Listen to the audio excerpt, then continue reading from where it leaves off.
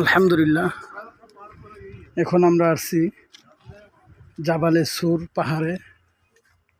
অনেক উঁচু পাহাড়। এরপরে যাব আলহামদুলিল্লাহ জাবালে নূর পাহাড়ে।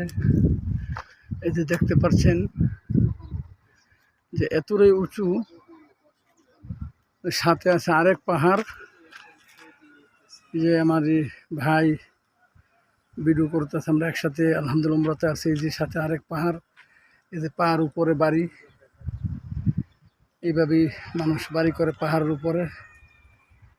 এই যে পাহাড়ের উপরে ছোট্ট একটা বাড়ি, পানি ট্যাঙ্কি। এই যে পাহাড় উপরে দিয়ে বিদ্যুৎ লাইন গেছে। আলহামদুলিল্লাহ, যে এত উঁচু, আমার তো শরীর দুর্বল। হ্যাঁ ভাই আব্দুল্লাহ ভাই, আমার শরীর দুর্বল, তো এতটা উঠতে সাহস পাচ্ছি না আর কি।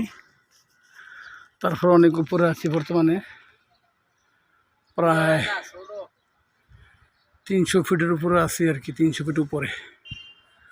আর ওখানে যাই যে পাহাড়টা দেখা যাচ্ছে তার খাম্বার সাথে, ওইটা আরও অনেক উপরে আর কি। আলহামদুলিল্লাহ, খুব ভালো লাগলো।